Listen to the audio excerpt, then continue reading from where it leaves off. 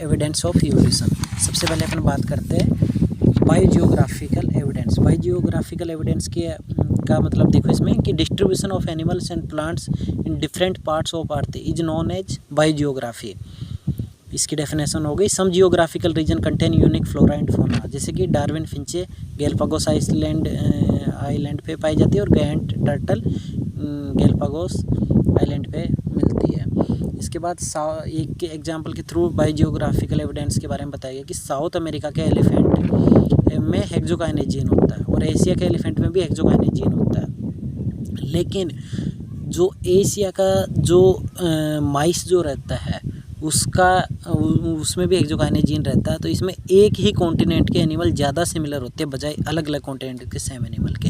अगर मैं बात करूँ एशिया के एलिफेंट और साउथ अमेरिका के एलिफेंट और मैं बात करूँ एशिया के एलिफेंट और एशिया के ही माइस की, तो ये माइस और ये एलिफेंट ज़्यादा सिमिलरिटी शो करेंगे कंपेरिजन टू साउथ अमेरिका और एशिया के एलिफेंट के। तो जो एक कॉन्टिनेंट के चाहे अलग अलग स्पीसीज भी हो वो ज़्यादा सिमिलरिटी शो करते हैं। सेकेंड एविडेंस है फॉसिल एविडेंस। फॉसिल एविडेंस के बारे में अपन बात करें तो fossil records provide important evidence for evolution because it show that the living world has not always been like it is now. Definition of fossil was given by Charles Lyell. Impression of past found in rocks called for fossil. Fossil provide one of the most acceptable evidence in support of organic evolution.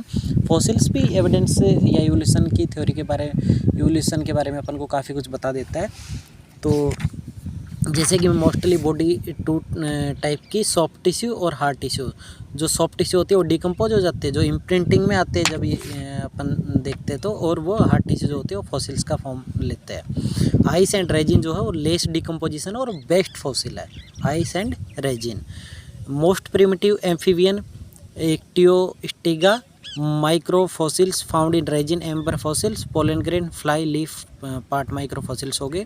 Oldest prokaryotic fossil 3.5 billion year ago stromatolite, और oldest eukaryotic fossil 2.7 billion year ago grypania स्पाइरेलिस।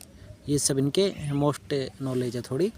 Transition link fishes amphibian reptiles and birds के बीच में, जो कि fishes and amphibian के बीच में lung fish, ये एक transition link है। जैसे कि अपन इसमें भी देख सकते हैं कि वायरस जो है वो लिविंग एंड नॉन लिविंग के बीच का ट्रांजिशन लिंक है, मतलब लिविंग और नॉन लिविंग के बीच में वायरस है। यूग्लिना है वो बिटवीन प्लांट्स एंड एनिमल्स है। Proterospongia between protozoa and porifera. Neopilina between mollusca and annelida है। इसके साथ ही peripatus between annelida and arthropoda. Archaeopteryx between reptiles and birds है।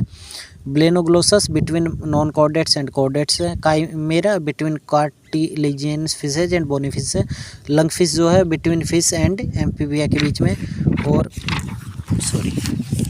प्लेटिप्स है बिटवीन रेप्टाइल्स एंड मैमल्स के। इकाइडेना है बिटवीन रेप्टाइल्स एंड मैमल्स के बीच में। आर्कियोप्टेरिक्स की जो अपन बात कर रहे हैं, अपन कह रहे हैं कि बिटवीन रेप्टाइल्स एंड बर्ड्स है, तो अपन देखते हैं कि आर्कियोप्टेरिक्स में कौन कौन से करेक्टर रेप्टाइल्स के और कौन से करेक्टर एवियन है। तो देखते हैं आर्कियोप्टेरिक्स में लॉन्ग टेल प्रेजेंट है, जिसकी वजह से अपन उसको कहते हैं कि वो रेप्टाइल्स है। और उसमें bone were not pneumatic, present of weak sternum, present of free caudal vertebrate is found in lizard, teeth present है जो में। एंड एवियन करेक्टर उसमें हो गए कि उसमें फीदर प्रेजेंट है। The two jaws were modified into beak, the fore limb were modified into wings, the hind limbs were built into typical avian plant. अपन देखते हैं टाइप्स ऑफ रॉक्स जो है फॉसिल्स की बात कर रहे थे अपन, तो फॉसिल्स में अपन रॉक्स के टाइप देखते हैं। सबसे पहले इग्नियस रॉक जो होता है, such rock are formed by ancient volcanic deposition which slowly cool down and hardened as rock, मतलब जो वोल्केनिक इरप्शन जो होता है इसकी वजह से इग्नियस रॉक बनती है, जो कि जैसे कि ग्रेनाइट रॉक्स हो गई ये सब, और फॉसिल्स बन जाते हैं।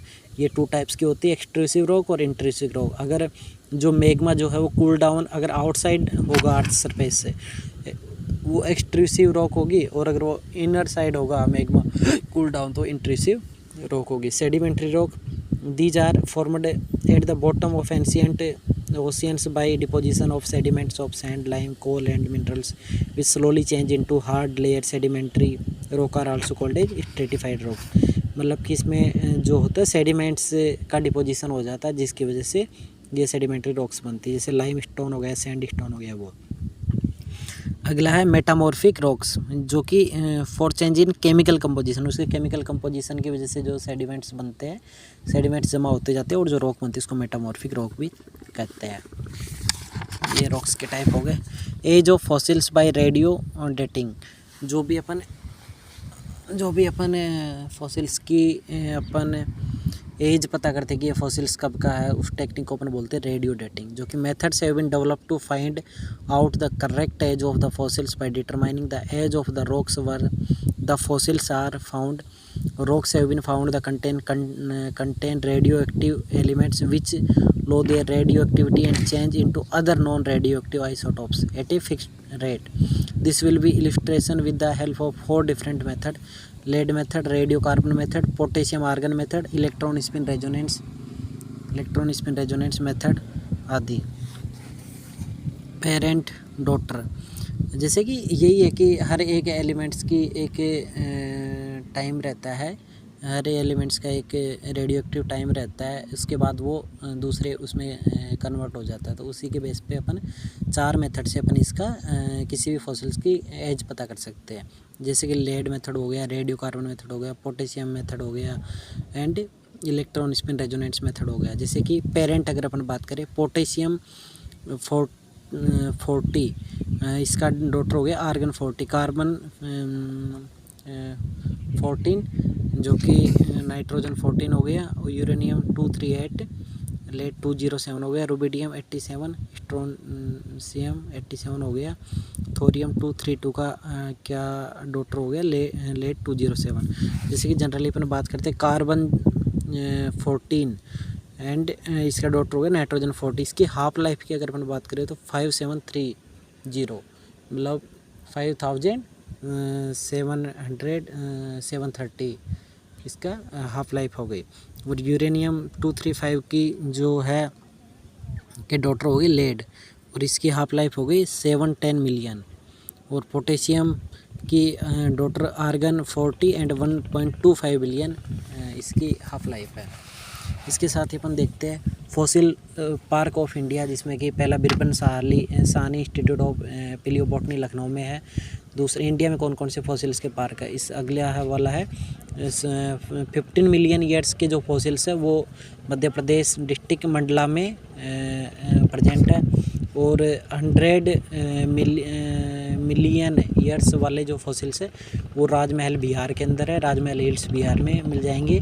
260 मिलियन ईयर्स वाले जो ओल्ड जो फॉसिल्स हो गए वो उड़ीसा के अंदर है, ये पार्क है। एनाटॉमिकल एविडेंस, अपन तीसरे एविडेंस की बात करते हैं एवोल्यूशन की, तो वो हो गया एनाटॉमिकल एविडेंस। एनाटॉमिकल एविडेंस सबसे पहले अपन बात करेंगे होमोलोगस ऑर्गेन, इसके बाद एनालोगस ऑर्गेन और वेस्टिजियल ऑर्गेन। होमोलोगस लोगस मतलब ओरिजिन, और होमो मतलब सेम, तो जिसकी ओरिजिन सेम होगी और फंक्शन डिफरेंट होगा उसको अपन होमोलोगस ऑर्गेन्स बोलेंगे। एनालोगस एना मतलब डिफरेंट, लोगस मतलब ओरिजिन, जिसकी ओरिजिन डिफरेंट होगी फंक्शन सेम होगा उसको अपन एनालोगस बोलेंगे, ऑर्गेन्स बोलेंगे। और वेस्टिजियल ऑर्गेन जो कि बॉडी के अंदर प्रेजेंट है but have no role in survival and reproduction, जिसका सर्वाइवल एंड रिप्रोडक्शन में कोई रोल प्ले नहीं करता, उसको अपन वेस्टिजियल ऑर्गेन बोलेंगे। सबसे पहले देखते हैं homologous organ. Origin same, function different, result of divergent evolution, adaptive divergence, इन सब का ये वो है किसकी वजह से होमोलोगस ऑर्गेन्स बनते, डाइवर्जेंट इवोल्यूशन और एडेप्टिव ऑर्गेन्स की वजह से। जैसे कि ठीक है, इसके कई सारे एग्जाम्पल है, 4 लिम्ब ऑफ वर्टिब्रेट्स, तो इन सब का डिटेल्स में बता रखा है यहाँ पे। और ये थॉर्न ऑफ बोगेनविले एंड कुकरबिटा, जो कि ओरिजिन में सेम है बट इनके फंक्शन डिफरेंट है, ये होमोलोगस हो गए। Adaptive radiation, divergent evolution. अगला अपन देखते हैं एनालोगस ऑर्गेन। एनालोगस ऑर्गेन जो होता है origin different and function same होते हैं, रिजल्ट ऑफ कन्वर्जेंट इवोल्यूशन की वजह से होता है। एनालोगस ऑर्गेन जो बनते हैं वो कन्वर्जेंट इवोल्यूशन की वजह से होते हैं। इसके एग्जाम्पल है wing of an insect and wing of bird, मतलब ये दोनों ओरिजिन जो है वो डिफरेंट है। जैसे कि ये इंसेक्ट के विंग जो है वो एक्टोडर्म लेयर से बने हैं और बर्ड के जो है विंग जो है वो मेसोडर्म से बने हैं, लेकिन इनके फंक्शन दोनों के सेम ही है। Analogous similarity between potato and sweet potato, दोनों अंडरग्राउंड स्टेम, ये अंडरग्राउंड पोटैटो जो अंडरग्राउंड स्टेम है और स्वीट पोटैटो जो अंडरग्राउंड रूट है, बट इनका फंक्शन सेम, ये दोनों स्टार्ची फूड है। Wings of bat and birds are analogous to wings of insect, pelvic fins, ये इनके एग्जांपल है जो आपकी थोड़ा देख लेना एक बार पहुँच करके। आगे है कन्वर्जेंट इवोल्यूशन। कन्वर्जेंट इवोल्यूशन है जैसे कि कन्वर्जेंट इवोल्यूशन मतलब कि जैसे ये अलग अलग स्पीसीज है, लेकिन इनको डिजर्ट में अगर अपन इन एक particular temperature, particular water condition में, जो भी डिजर्ट में तो वाटर वैसे भी नहीं है, तो इन कंडीशन में अगर ग्रो कराएंगे तो ये चाहे स्पीसीज अलग होगी, एक टाइम के बाद ये सारे एक ही हो जाएंगे, एक ही फंक्शन करेंगे जो है वो, इसलिए इनका इवोल्यूशन अलग अलग हो सकता है बट इनका फंक्शन सेम होगा। Vestigial organ present in body but no role in fitness, appendix in human और ear pinna in human. Pseudogenes, pseudogenes मतलब present in genome but not being expressed common vertebrate population, जैसे कि स्यूडोजिन्स किसे कहते हैं, वो gene जो अपने अंदर प्रेजेंट तो है बट वो अपना फंक्शन रोल प्ले नहीं कर रहा है। जैसे कि अपन बात करें जो टेल वाला जो है वो टेल जो है वो ह्यूमंस के जीन में अभी भी प्रेजेंट है, टेल जीन जो है ह्यूमन में अभी भी प्रेजेंट है, मंकी वाली जो टेल जीन है वो, लेकिन वो अपना फंक्शन शो नहीं कर रही, इसलिए इसको स्यूडोजीन बोलते हैं। आगे देखते हैं अपन चौथा एम्ब्रियोलॉजिकल एविडेंस। एम्ब्रियोलॉजिकल एविडेंस में अपन देखते हैं कि अपन मतलब एम्ब्रियोलॉजिकल में अपन देखते हैं कि जो भी स्पीसीज है, जो जाइगोट, मोरूला, ब्लास्टुला, गेस्ट्रूला जो फेज को कवर करके जो अपन को स्पीसीज मिल रही है, तो अपन अगर देखें तो जाइगोट लेवल पे अपन देख के किसी भी स्पीसीज को ये नहीं बता सकते कि क्या है और क्या नहीं है, लेकिन अपन गेस्ट्रूला होते होते अपन ये बता सकते हैं कि वो स्पीसीज क्या है और क्या नहीं है। मतलब स्पेशलाइजेशन बाद में जाता है, शुरुआत में सारे स्पीसीज एक जैसे ही दिखती है जब जाइगोट स्टेज हो रहती है तब। मतलब अगर अपन जाइगोट लेवल पर देखें तो स्पीसीज को अपन अलग अलग डिफ्रेंशिएट नहीं कर सकते, पर अगर अपन बाद में गेस्ट्रूला स्टेज पर देखें तो बता सकते हैं कि कौन फिश है, कौन रेबिट है, कौन ह्यूमन है, ये सब अपन इसमें बता सकते हैं। जैसे ये 4 स्पीसीज अलग अलग है। तो मोलिकुलर एविडेंस जो कि 5th पॉइंट है इवोल्यूशन एविडेंस के बेस में, तो इसको अगर अपन देखें तो देखते हैं कि मोलिकुलरली अपन अगर एक चीज़ देखें तो देखो ह्यूमन एंड ईस्ट ये ना तो मॉर्फोलॉजिकली सिमिलर है, मॉर्फोलॉजिकली बिल्कुल भी ईस्ट और ह्यूमन बिल्कुल भी सिमिलर नहीं है, एनाटॉमी, फिजियोलॉजी, मॉर्फोलॉजिकली बिल्कुल डिफरेंट है ये।